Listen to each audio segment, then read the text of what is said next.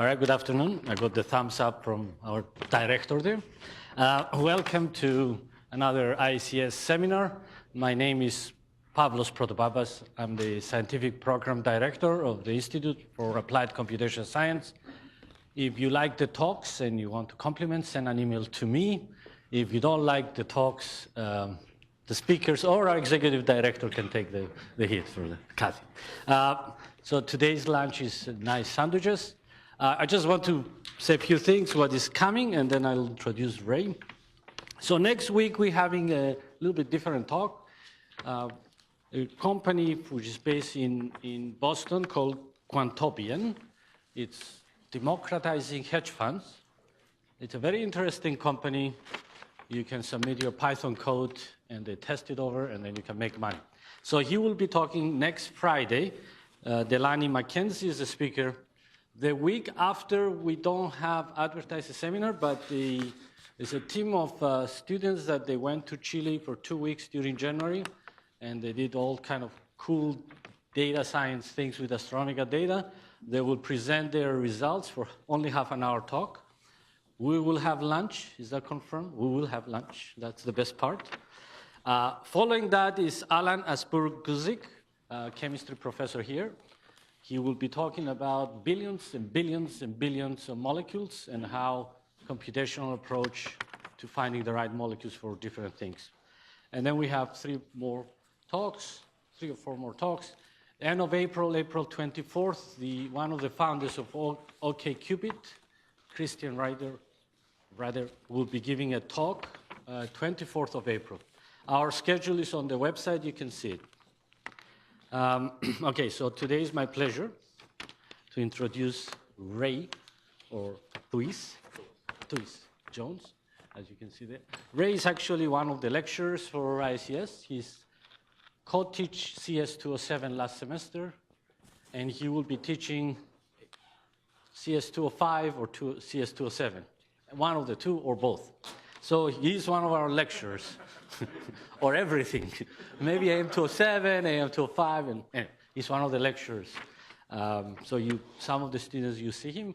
If you're a student after this talk, you can sign up for the talk for the course next semester. So Jones received his PhD from MIT in computer science. He was working with Paulina Gollert and Ann Carpenter to develop automated methods for analysis of high-throughput cell-based screens. Then he moved to the Broad Institute, continued working on methods of biological analysis. Then he went to France on the Curie Institute, continued the same kind of work. And now he works with Hans-Peter Pfister and Jeff Ligman at the Connectomics project here on Northwest Building. And also, as I said, he's an instructor at IACS. Today, he's talking about the Connectome project and how to neuron connectivity from very large data. So, Ray?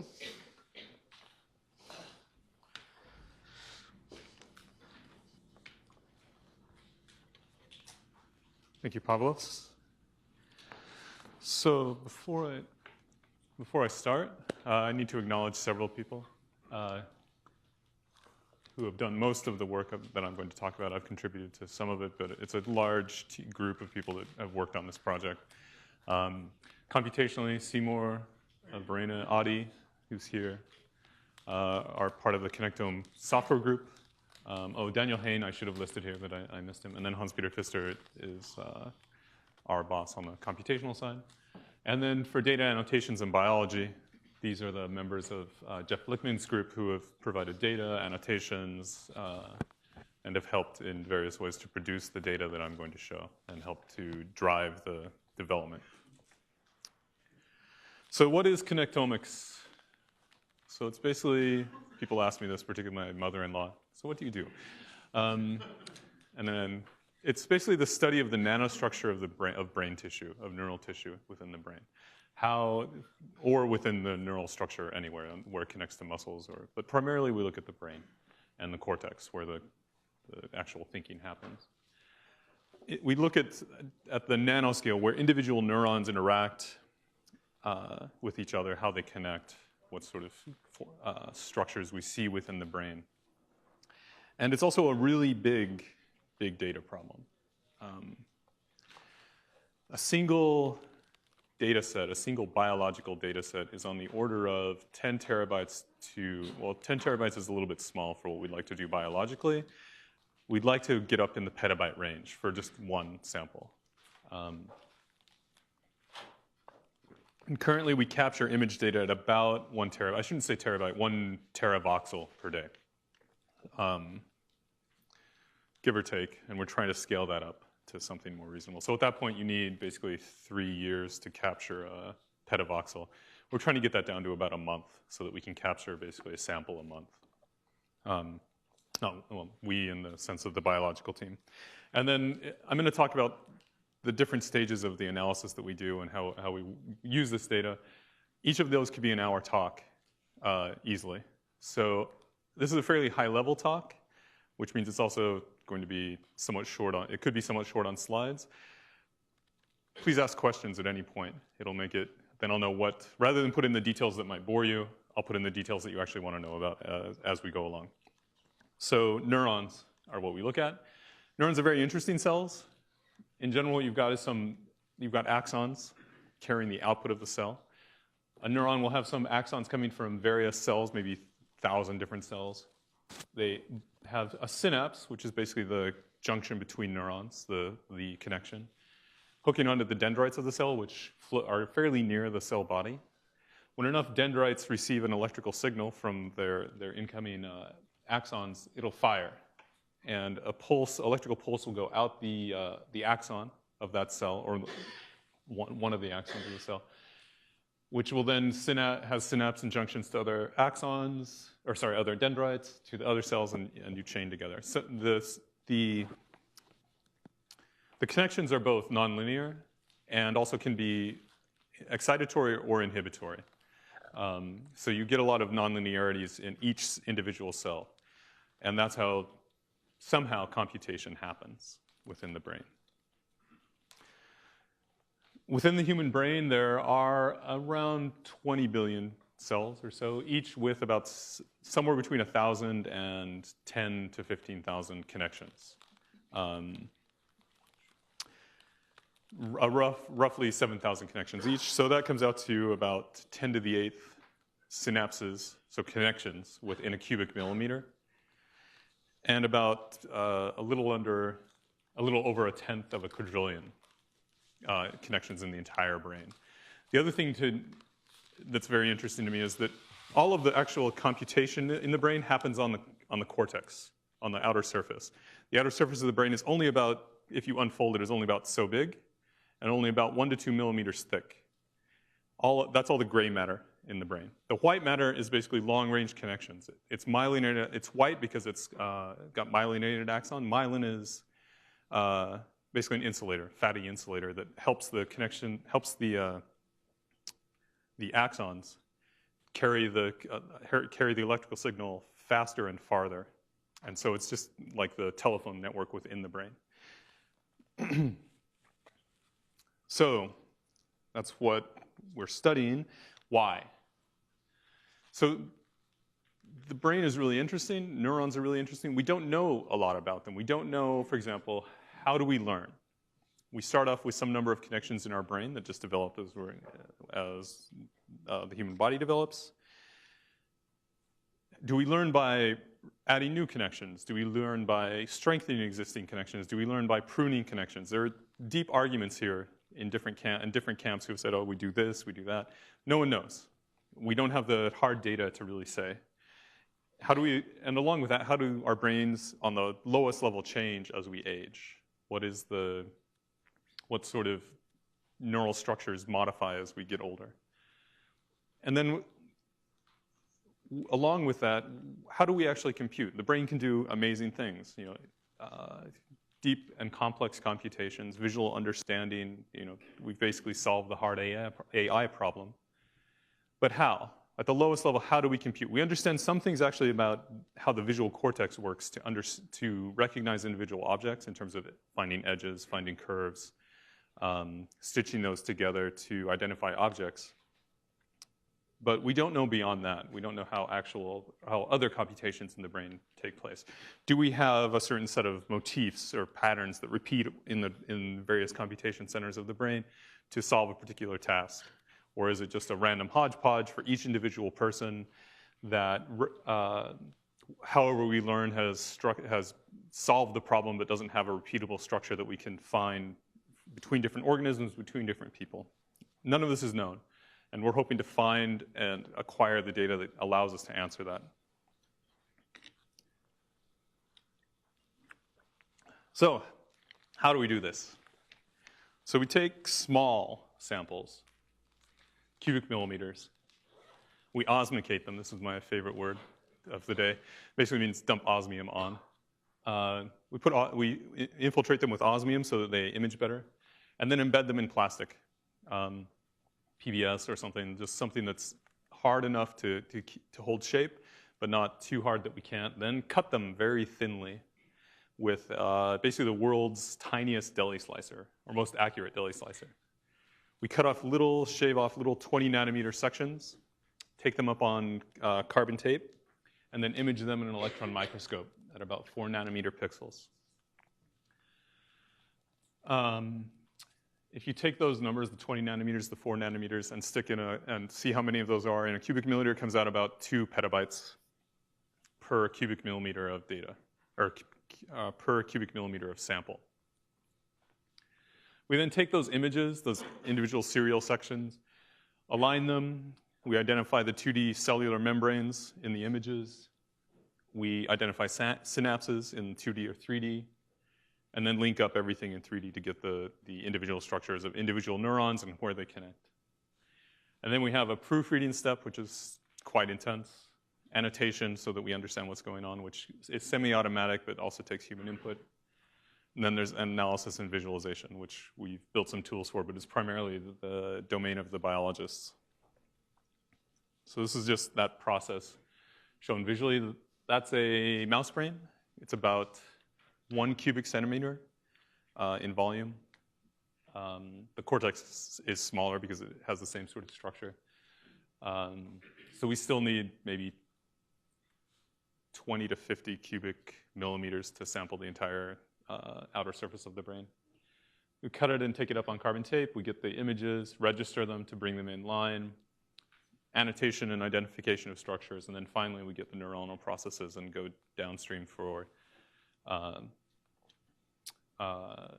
biological analysis, visualization, exploration. Okay, is there any questions about the overview so far? Okay. All right, so why do we need automatic analysis? Well, we're dealing with petabyte data sets, so it's pretty obvious. But how much can we actually do by hand? What is the sort of scale of work? And this is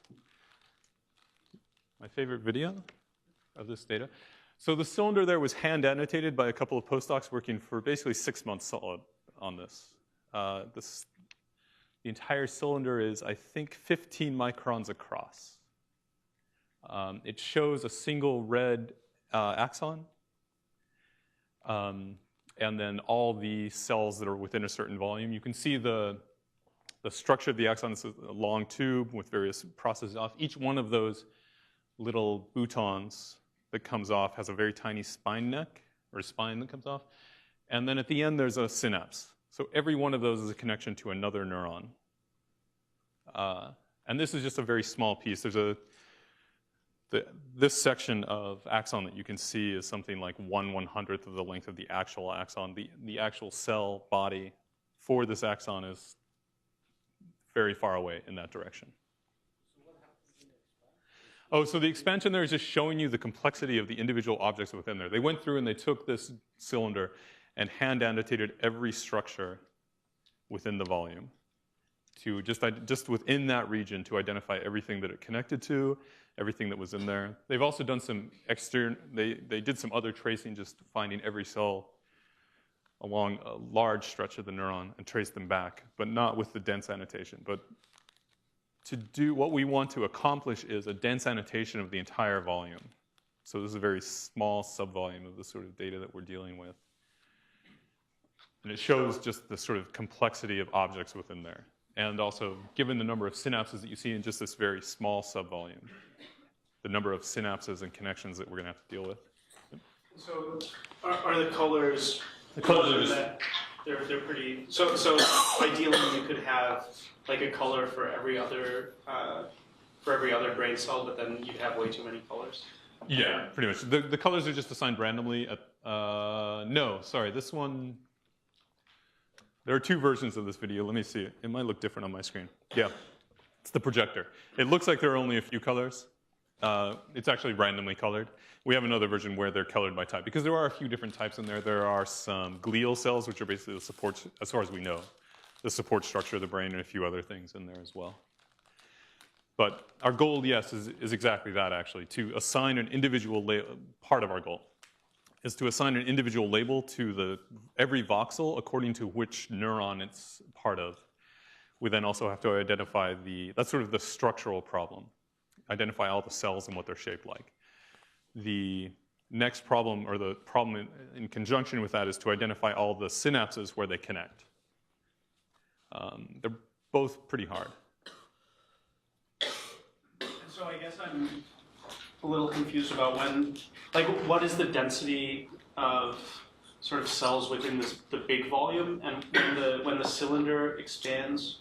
Oh. So it looks like it's only when the cylinder is at the sort of its smallest. Yeah, so this is the natural state. Yeah. The density of cells is basically full. It's packed. The cortex is just there. Neurons are cell bodies and connections and wires, right? And this is like you took the entire US phone network, well, the physical phone network, and just put it in a car crusher. Right, you still have the same network, and it still can achieve the same things, but everything is just packed next to each other. It's not as bad as this looks, we think. There are some experiments we've been running that show that we think brain tissue is actually only about half packed, and the treatment of fixing and staining the cells causes them to expand and the intercellular spaces to shrink.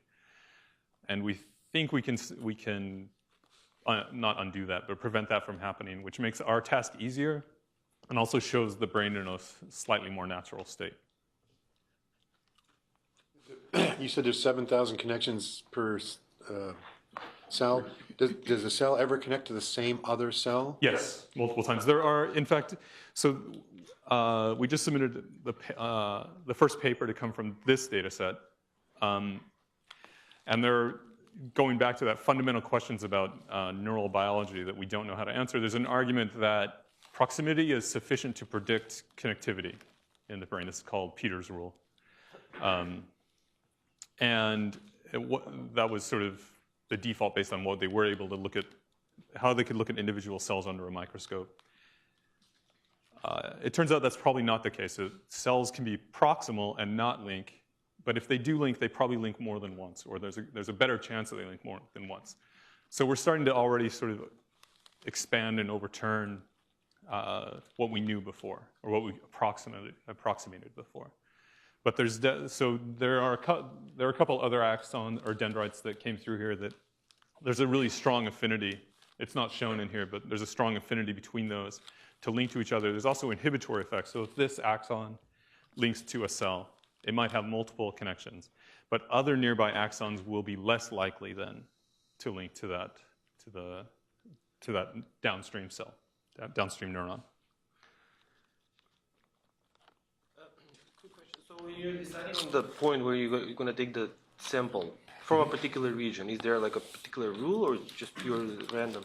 Usually whichever one the grad student or postdoc is most interested in studying.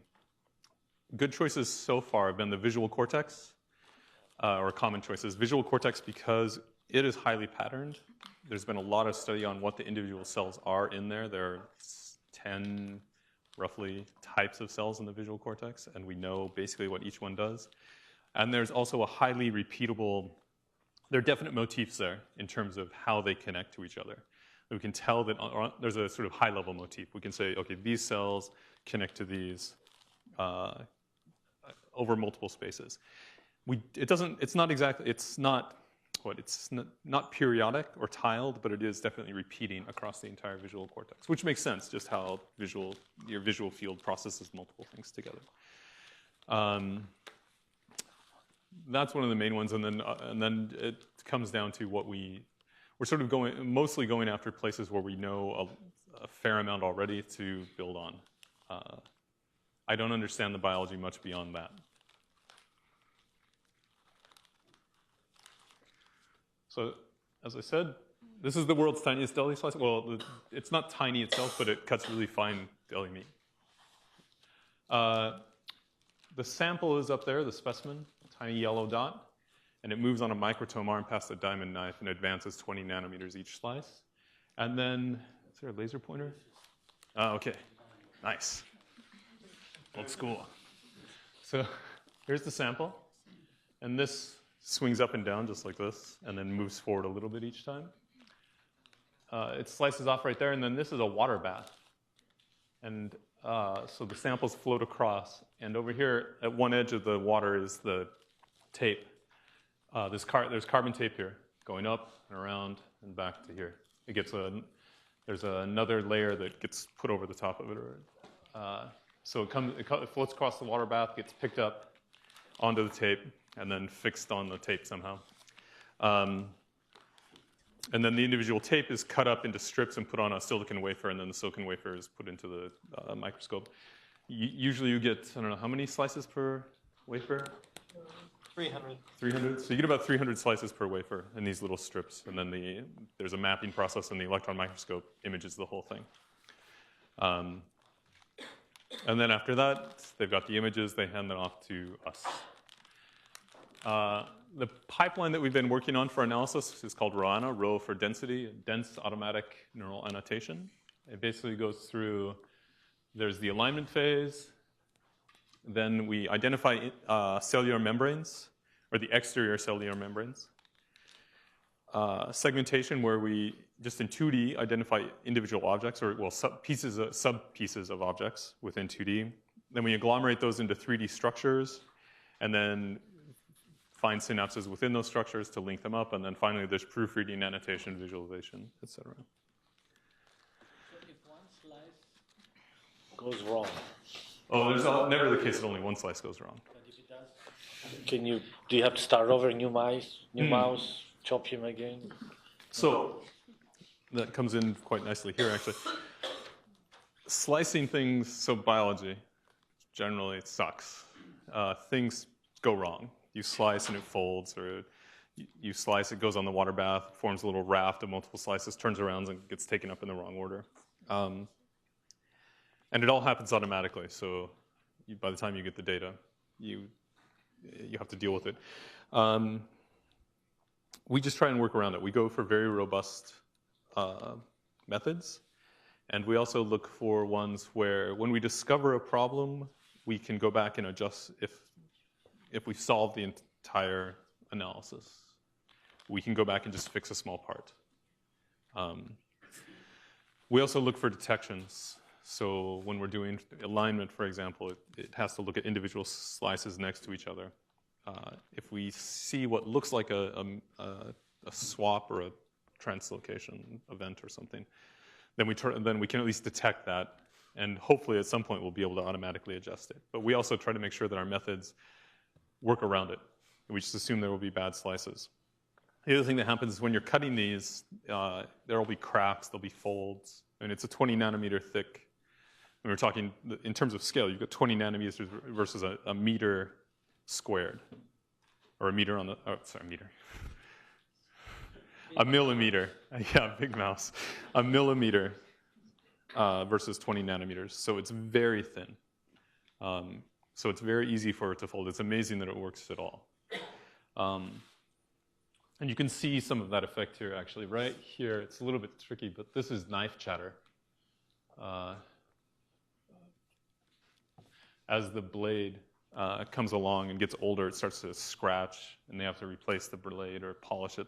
They slide it along as they do things. We just have to work around that. It's not too bad, actually. we can do that. So the first stage is just alignment. So as I said, they get stretched, they get twisted, they're not imaged, they're not regular in any sense.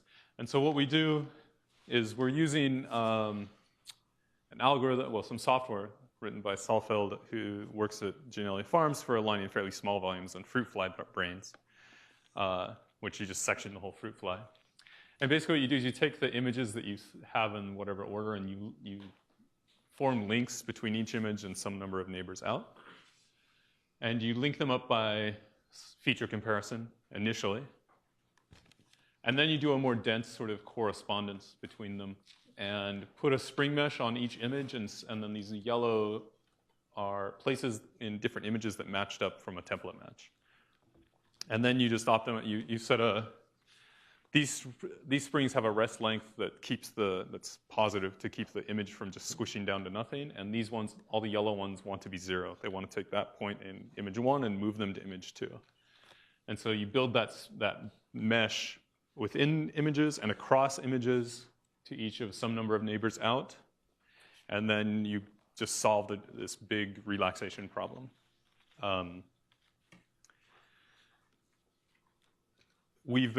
Audi, who's here, has taken their code, which was good for fruit fly brains in fairly small volumes, and has been making it basically run in parallel on extremely large data sets, making it robust to errors out of order, things like that, so that we can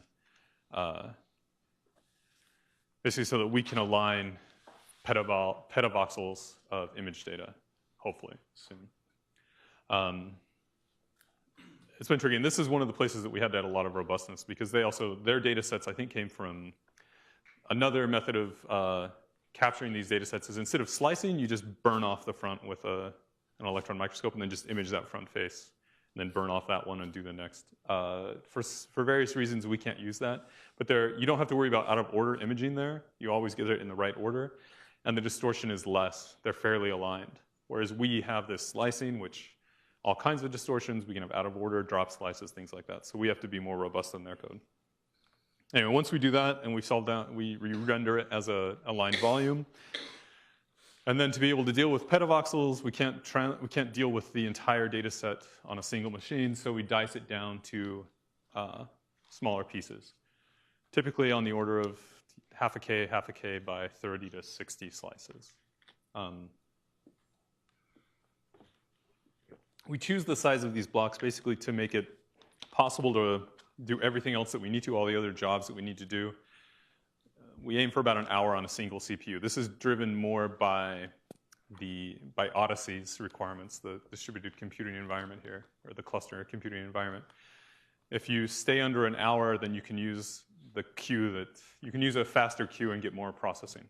We typically, on a processing run, will get somewhere between 200 and 500 CPUs dedicated to us. Is there a question? No. Good. Sorry. All right, so after we've diced them into small pieces, membrane detection is the first step, where we're trying to take the raw images and find the exterior boundaries of each cell, each neuron. The problem is, actually, let me go to the next slide to show. The membranes we care about are, so for example, this is a myelinated axon, this thick boundary. So this is a charge carrier. We have these thin boundaries showing the parts of the cell, and they get, you get some pretty small objects. But also cells are packed with all kinds of other things like mitochondria and other structures within here. So there are a lot of, and it's very hard to just locally distinguish, this interior boundary from this exterior boundary. But we don't care as much about the interior structures. We know that there are going to be a lot of parts of cells inside the cells, but really what we care about is where they go and what they touch.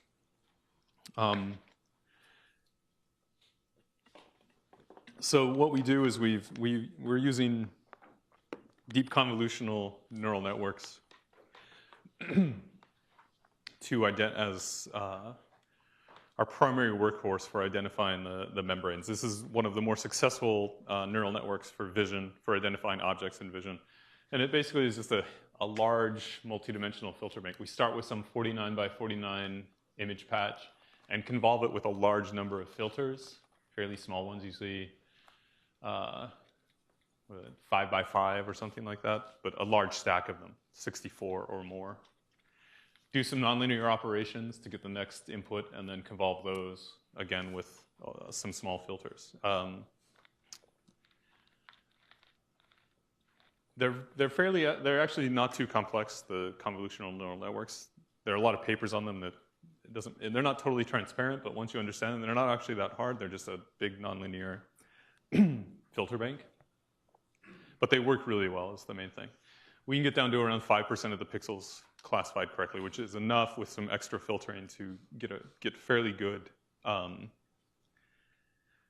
boundaries by closing some gaps and find them. They're expensive, though. There's something like 3 million operations per pixel, and we have to do this for every pixel in every image. And so we would need something like, they're easily accelerated with GPUs, but we would need something like 250 to 500 GPUs to keep up with the current acquisition rate, which... This is just for identifying cell boundaries. Yes, this is just step one. Right now, right now with alignment, it's one of our bottlenecks. But... So once you train the neural network, it's still so slow, or is that the training that... No, training we don't care about. You don't. Training takes a couple days, right? So it's going to take months to acquire the data. And we don't actually have to label very much. No, it's the actual evaluation. Because it's not obvious from this picture, but the filter bank between here and here it's basically, the filters are not 5 by 5 at this stage. They're 5 by 5 by 64. And there are something like 64 of them. These are matrix multiplications now. They are, but there's still a lot of them. Okay. Yes, it's true. They are just matrix multiplies, but they're just big matrices. We have I didn't put any slides in it. There's some recent results showing you don't need to do this. They don't think. You can take, it's called dark knowledge is the catchphrase for it. You take and train a really complex, really powerful network on your data, and then take that output, which are not going to be perfect, but then you train another network to mimic that, a very simple one, like a child network that just acts like its parent.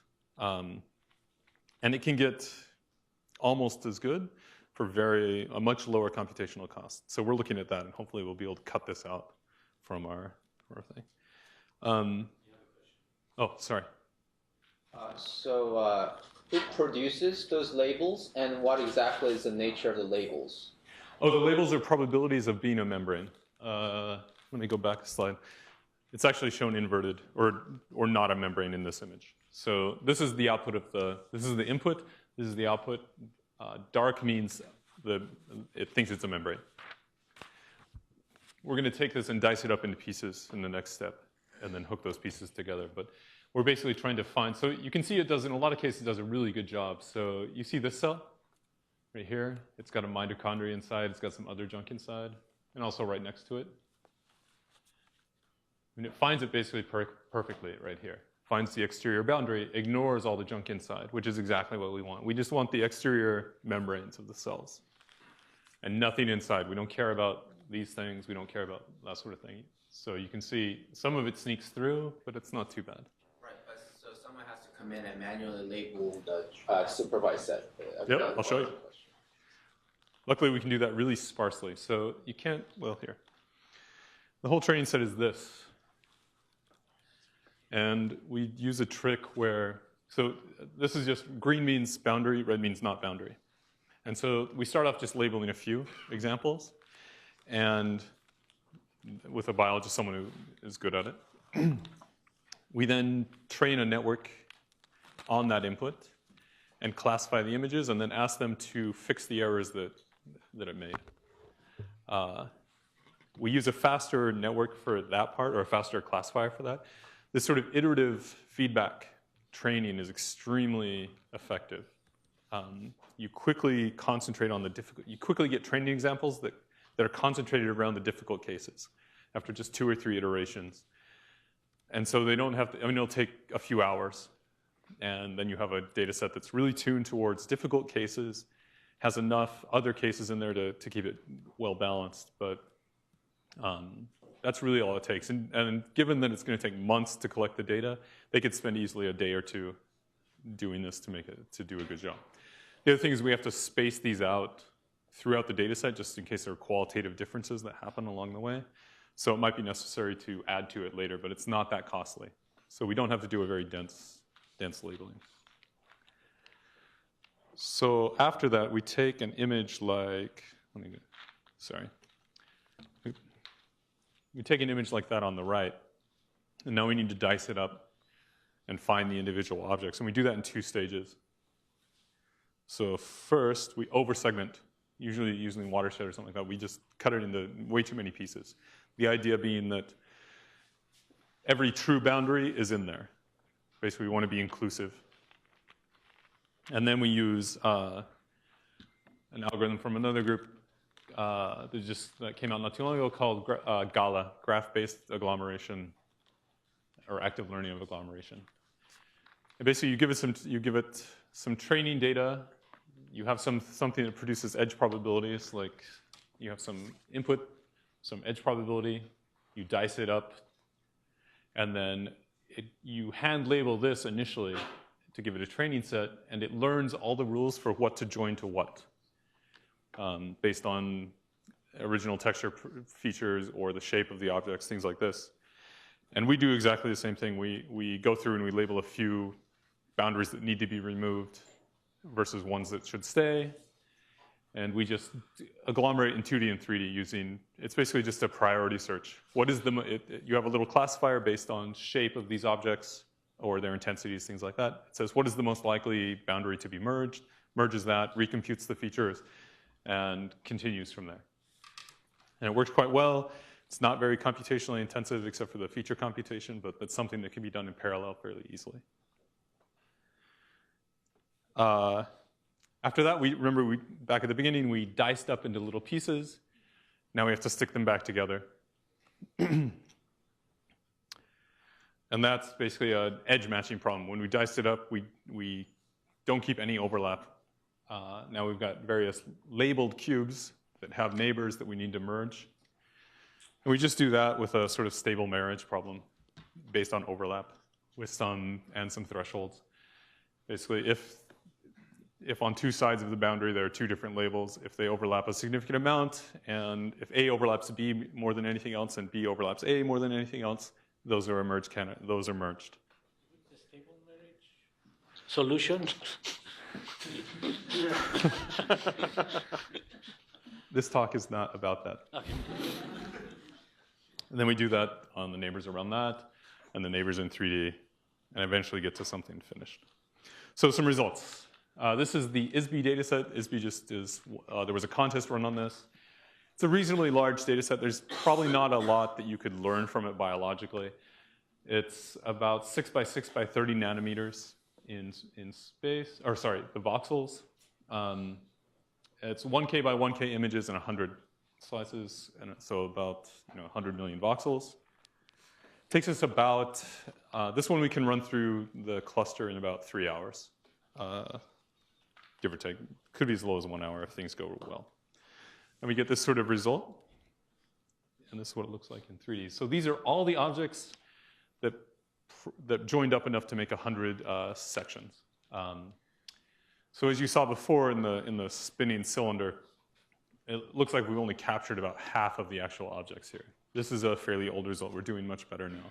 But we only get about half of what we should, which means that the other objects may have joined together but didn't go far enough that they appeared in this data set.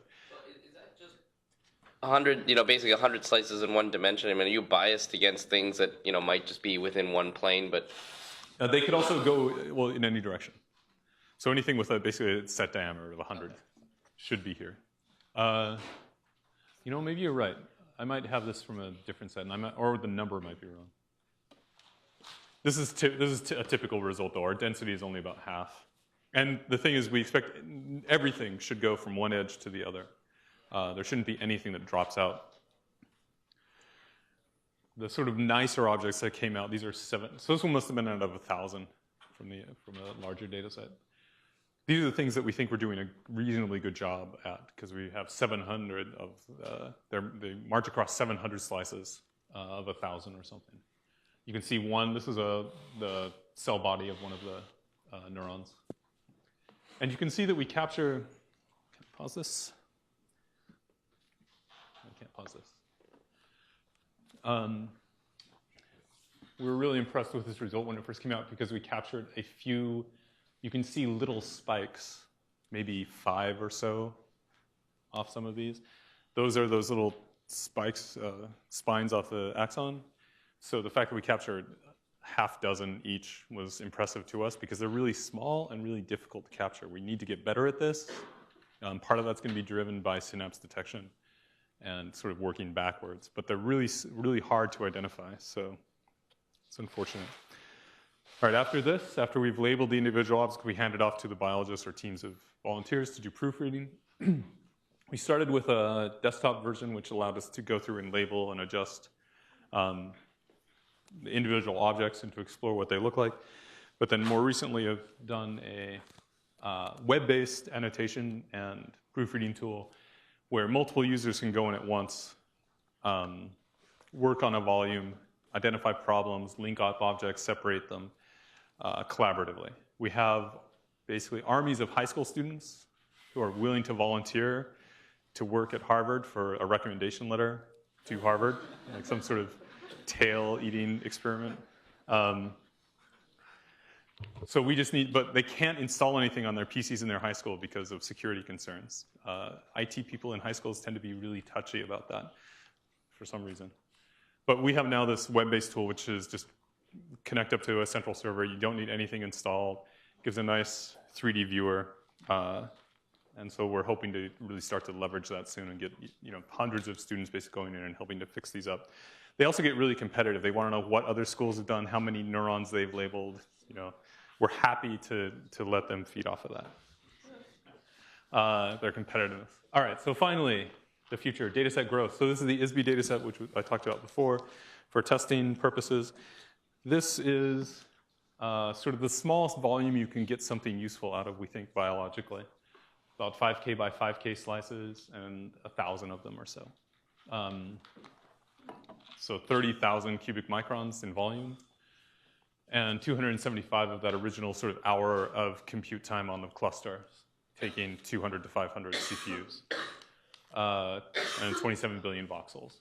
So this takes 3 days, 4 days to run through the cluster, sort of the smallest useful piece. So it looks like that in sort of 2D cross-section. This is what we want to do. There's that 5K by 5K, 3 days of work. And this is a cubic millimeter. Cubic millimeter is the magic number because, again, the cortex is a millimeter thick or so. So we think that a cubic millimeter is about the size of sort of the computational, it's called a cortical column. It's this mythical computational piece or unit on the brain. And if we extend it out to full 3D, it's something like 10 million ISB blocks, which we could never actually compute. And the data that we want to look at is, this is a 5K by 5K image, I think, just packed with tiny cells going everywhere. And when we analyze this, we can get something reasonable. We get these sort of, this is from the visual cortex. And you can see these long fibers, basically parallel fibers that run through it, which are sort of, we think, they're part of the vision computation process where a receptive field is passed on to the next layer. We're almost to the point where we can get it. But we obviously need to scale things down from an hour. It needs to take a minute to do that sort of work. And the biologists are not cooperating. They captured about, I forget what rate, terabyte a day or so. So we'd have 3 years to capture a full petabyte. But they're saying, no, well, we'll get this much nicer microscope that captures 61 images at a time, somewhere between 3 and 10 to maybe faster. They're hoping to get up closer to 25 to 30 times faster, at which point you can capture 2 petabytes in about a month. So at that point, we're sort of floundering for how we're going to be able to compute all of this. We really don't want to be the bottleneck in terms of processing this data, but it's going to be difficult. So there's certainly many challenges. Our work is all online, open source. We actively look for students who would like to do projects with us, collaborate on some aspect of this, if there is interest, certainly. So again, thank you, everyone, and again to all my collaborators and the people who provided data, software support. Thank you.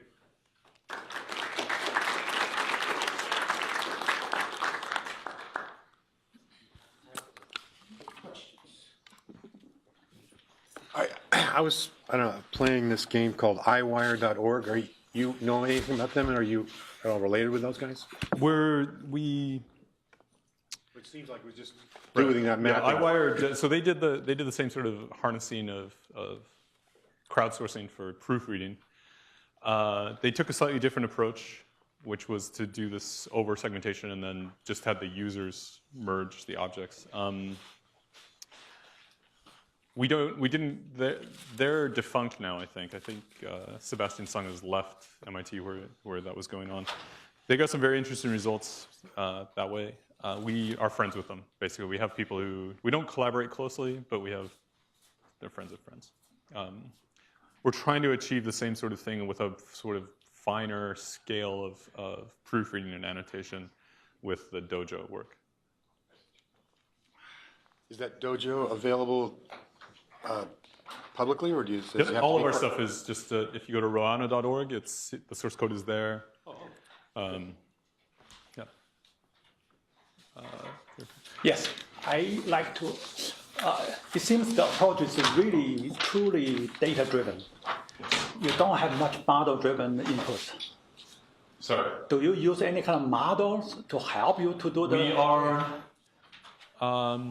We are starting to use model-driven approaches, primarily in the final stage, well, the second to last automatic stage, where we know that if there's a synapse, there are two objects on either side of that synapse, and we should be able to trace them back to cells. And we should know roughly what the geometry of those cells should be. And so we're using that you saw that we only captured about half of what should be a fully packed volume. And we think that's part of it. So we're going to start identifying synapses which are not too difficult to identify, and then using that to force us to connect back. And if we see, for example, two structures that narrow down and approach each other with a synapse at one end, there's a high chance that those should be connected. We don't know necessarily yet how often that occurs, how many decisions we might have to make, but we're hoping to take advantage of that. The other way we can take advantage actually is in the proofreading step, by pointing the user to an orphan synapse or an orphan object of any sort and say, this needs to connect somewhere. Just trace it back and find an answer. So we're starting to take advantage of that. We haven't done enough yet, but we'd like to. Brandon on the back. For the part that takes about an hour, the 512 by 512 alignment, for the elastic part of that problem, how do you solve the elastic part, and what percentage of that hour is the elastic part? So you mean just the optimization of the spring network? Yeah. So By energy minimization, or? So the original code used, their approach was basically damp spring simulation.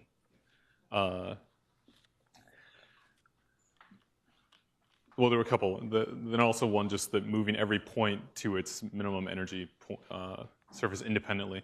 Now I've just been working on this the past few days actually. Now we're doing just a full, right now, just gradient descent over the entire thing, but using GPUs to speed that up, using Theano. I don't know if you're familiar with Python landscape at all. It's basically write your energy function, and it'll do the gradient for you, and then it'll optimize it for computation on the GPU. Right now, just gradient descent. That is just to prove that it'll work in that framework. After that, probably some better solver at that point. So the expense is in the solution to the matrix problem or the assembly to the matrix problem? The expense is partly a fair amount there, right? because that part is not as easily parallelized. So there's the computational expense in total. There's a lot of template matching that goes on, which is fairly expensive, and we have really large images. We can keep them to a fairly small search window, and so that it's not too slow, and we can split it up across many hosts, so it doesn't become the bottleneck.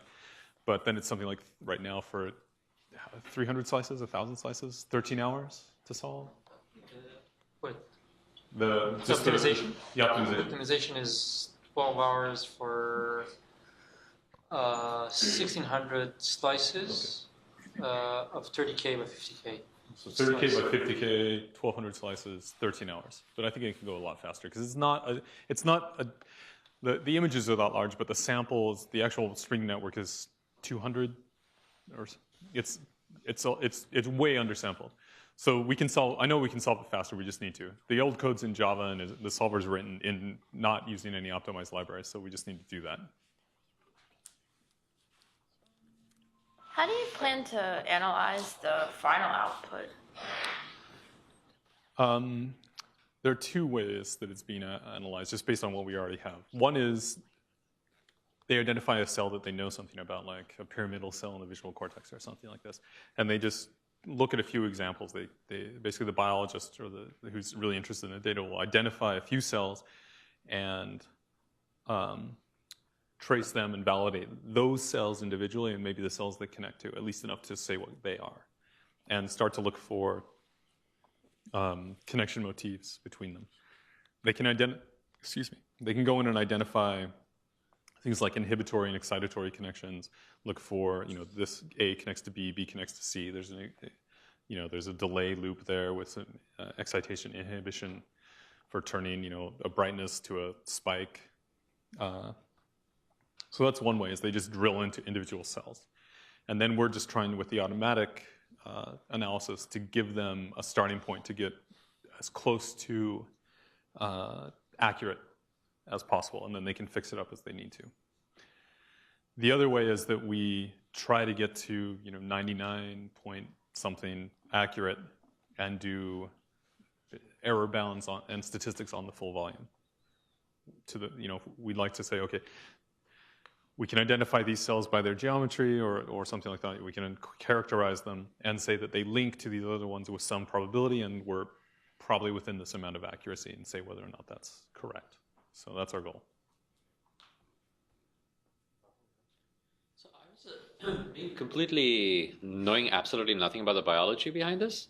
Why is it that this particular structure you might see in one mouse, would it necessarily repeat in another mouse in a spatial sense? So you're asking when are we going to go past n equals 1 in our sample size?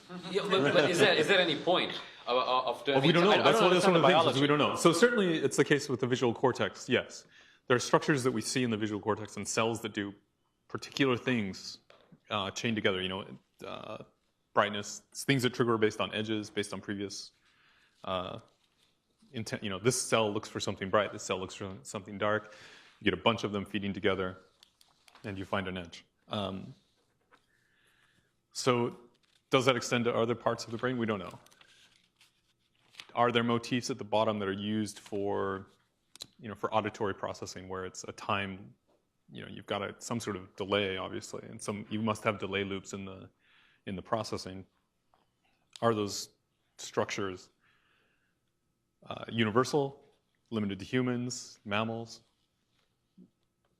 Between you and me, we don't know. That's something we'd like to learn. All right, let's thanks right here. Thank you.